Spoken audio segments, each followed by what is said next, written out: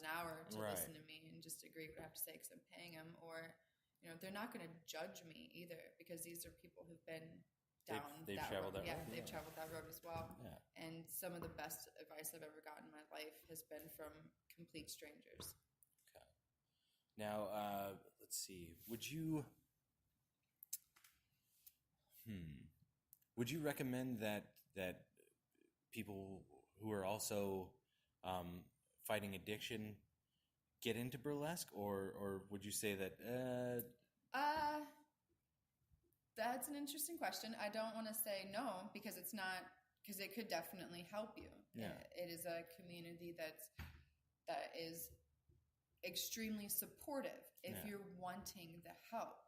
It isn't, you as an addict, you have to be ready to change yourself. Absolutely. And it's not, if you're not, it's not going to be burlesque. It's not going to be a group. It's not going to be your parents, your best friend, anybody but you. Yeah. And whether it be burlesque, if that's what you want to do, whether it be comedy or writing stories or becoming a doctor or whatever, right. You just have to be ready to be a better person than, before you get involved with something else and try to drag it down with you. Absolutely, because no matter what you try to do, you will never succeed at it until you are capable of viewing yourself as a happy and healthy person. Absolutely. Okay. Let's see.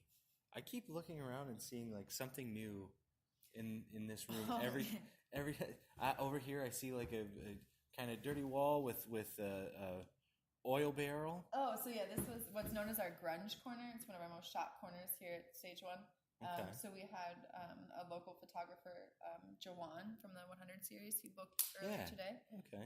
And so he was doing kind of almost like a mechanics or like a shop, a warehousey kind of look earlier. So again, we can kind of you let me know what you want in your vision, and I'll make it happen for you. Very nice. I saw this over here. It's kind of like it's got a very hippie vibe to it. I see a lot of flowers and like one of the half shell basket seats. The papasans. Okay. So, I never, like, my buddy had chairs. Yeah. My buddy had one of those growing up, and I never knew if it had a name. We just called it the bowl seat. No, they're called papasan. That's Papasans? their brand, papasan. Yeah. And it's kind of set up. It's very ethereal, very fairy tale. Yeah. Well, the first thing that comes to mind is I've got little ones and I've got a daughter, and that first it's built for little girls. Okay. Not just little girls, little boys have loved it too. Yeah. But it was specifically built for, she wanted like a fairy tale little. Well, scenery. it definitely looks the part. Like that's Alice the first in thing I Wonderland, thought. kind of. Very nice. And then over here, I see like a graffiti corner. Was that here before you guys came around, or did you do that? No, we put that in. That was done by, again, another local artist who liked to collaborate. That was Frank Hoffmaster. He owns the 3D Skin Lab shop over in Davenport. So he came through and we did some trade work for him. So he did that, and then we got some models, and he did some body painting, body art workshop up here one day. Very cool. Now, and just from this vantage point, lastly, I'm going to get to the porch. What sparked that? And I hope nobody's offended by, well, screw it. People can get offended by hillbilly. I got a hillbilly family. So that is actually, it was initially Sean Flynn's baby. He's just has always wanted this like lean-to kind of hillbilly, wanted to bring the outside in kind of thing. And then it literally has just taken over and it has a mind of its own. We just keep adding to it. And right now, because I'm lazy in the studio, it's decorated for Christmas still. Yeah, I saw that. I was like, all right. But we had a lot of Christmas shoots on it. So, well, right now it's not too popular. From that, you get the feeling that whatever family lived there decorated for Christmas, and just like the summer's come and gone. It's kind and of they fitting left it that it's still there. Right. Because everything else, it doesn't look like one of those porches where somebody, all right, it's Christmas time, here's the Christmas stuff. Oh, it's St. Patrick's Day, here's St. Patrick. It just kind of looks like we put up a wreath, enjoy yourself. You know? Yeah, I've kind of puked Christmas up there. Well, it definitely, the set pieces become a character all on its own, so it looks great. this whole building becomes a character of itself. What are some of the weirder shoots you've had up here, or more? I guess not weirder, but memorable. Oh man, we've had just a ton of memorable things. We do stuff all the time, not just photography. We have a lot of videographers come through here. We have a lot of fashion designers and their boutiques come through here. Like local fashion stores shoot TV commercials and everything here. We've had a ton of music videos done. So we're kind of open for whatever. And I love and appreciate each one for something different. You know, Absolutely. I like seeing, my whole passion here is I like seeing the happiness out of our clients, them being able to create their little brain babies. Yeah. And we having, because spaces like this are definitely dying.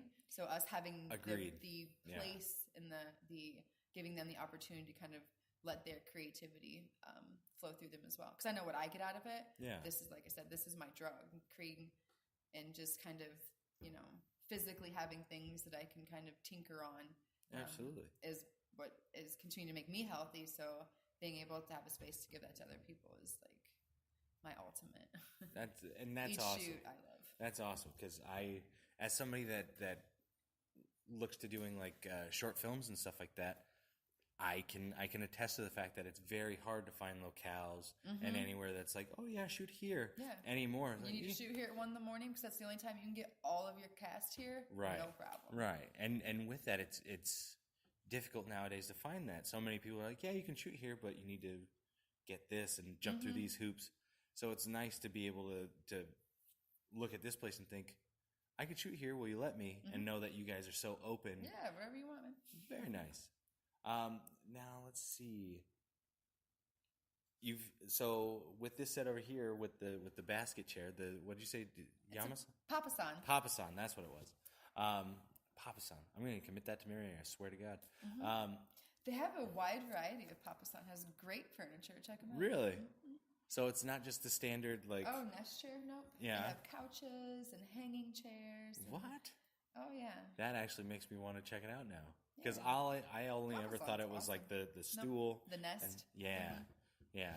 Too many times because like I said, a buddy of mine had one of those when we were growing up, and exactly what you thought it would be, like a bunch of teenage boys jumping around on Mountain Dew Code Red, and we'd throw one of them on to the other one and like cage him down. Oh, for sure.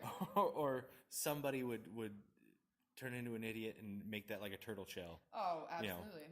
You know? So just knowing sit that, in it and feel like a little baby bird. Oh man, that was the place to fall asleep for sure. They're great. And that one actually came out of a dumpster.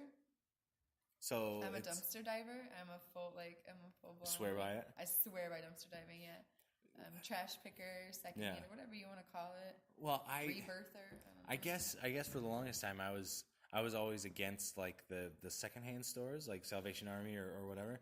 I'd stay away from them. Such a wasteful culture. I know, but I'd see those places. Like, there can't be anything good there, and everything good's there. I'm slowly finding this out. Yeah, everything's good. My dad and I found I mean, there's a lot of garbage too, but there's absolutely, treasures, but you have to be willing to look for it. Yeah. It takes time. Yeah. My dad and I found But it's treasure hunting. Right. And that's the operative word is hunting. It's not just going to be like, hey, by the way, we got gold in here. Otherwise, everybody'd be in there. But my dad and I found for like $10, it was a reel-to-reel projector. Nice. That I want to say that was a little bit smaller than like a 6-pack of bottles. And you like take the top cover off and the reels would pop out. It was the coolest thing. It was like a little transformer. I loved it. And we found out that we could play my grandfather's old like film footage from like the army and stuff like that. Yeah, so that was super cool. Because we looked into finding other projectors that would play I forget what size film it was, but nothing would play that small. But this projector was like built for it, so that's perfect. Yeah. Yeah. So we watched all the videos. I'm like it was like a history nut. Really? So, yeah. Okay. Would you say that came after high school, or throughout high school was history and like history and social studies, was that like your niche? No, through high school, I would say like art in general was just kind of because that's really what I got into when I graduated high school. Art classes, and okay. I was going to become a museum curator. Now I just own a big ass studio instead. Well, I mean, it's kind of the same. I mean, exactly. Technically, you are kind of a curator. Well, and not just that. I think if anything, a museum curator is kind of establishing what happened, and you're kind of helping what is happening. Yeah, what was going on currently. I'm a facilitator. Yeah, as I like to call it. Well, creative facilitator. Well, if anything, all the things that you've been through in your life, I kind of look at you as a benefit to have for younger folks coming through that may be experiencing the same thing. Oh, I hope so. And for somebody with, like I said, little ones, I'm always drawn to people like yourself that, I guess, there's no other way to word it, learn from their shortcomings in their past to kind of make it so that people coming up, not to say that they won't go through their own screw-ups, but everybody needs that one person who's like, I've been down that road. Yep. As soon as you're ready to go down the correct road, come see me. Yep. And I think if anything, for me, it was a big thing of finding out that religion and church wasn't always. Oh, now we're getting into the topic. There we go. You said you were getting deep. You weren't kidding. Right. So I guess for me that was a big thing. Is all throughout high school, I had the buddies that went to church and would try and get me to go with them, and I never found anything that hooked me and pulled me in. Lilith St Scream attended church camp. Oh yeah? Yeah. How did that work out for you? Lilith was in there at the time, but she just didn't. She was knocking on the glass door, going, "Let me out." Yeah, but burning out here. No, I grew up in a very, as do most people, especially in the Western world that we live in, grew up in some sort of Christian houses. Yeah. And it was a weird split within my family because one side was like Lutheran and the other side was Southern Baptist. And if anybody knows anything about Southern Baptist, that is some fire and brimstone right there. That's everybody's award kind of thing. Yeah. And I don't get me wrong, I love that side of my family to death, but they're still very firm believers. Yeah. Like firm believers. And it's a weird kind of topic of conversation sometimes because obviously they know what I do. They're fully supportive of what I do. I'm not bashful about it. Yeah. But it's kind of a weird line for them because they don't really I guess it. Right. I guess that was the other question. Calls it my night job. Oh yeah. Yeah. So how's your night job? Exactly. It's like bartending. Is that what you? Because that's my night job. No, that dancing stuff. It's great, Grandma. Twirling for the devil. Right, exactly. I guess that was my other question was how does the family take to this? Oh, my family is amazingly supportive. Yeah. No, my parents I couldn't ask for better parents within it. My dad shares fucking everything I do. Oh, yeah. Yeah. My dad's my biggest fan. I'm sure you just wear a shirt with my face on it. It's great. It may be overstepping the bounds to bring Dad some pasties, though. No, I've brought him. I've got him merch before, They've come to shows. Really? They don't go to a lot of shows because obviously I'm sure it's a little awkward for them. Absolutely. But, they're insanely supportive. Nice. So, I guess... Again, they're probably just happy I'm not a junkie anymore. There you go. Okay. So the parents have seen the bright side. Okay. Yeah. They're like, at least it's not the drugs. Right? It's not rehab again. Now she's just twirling for the devil, like Grandma says.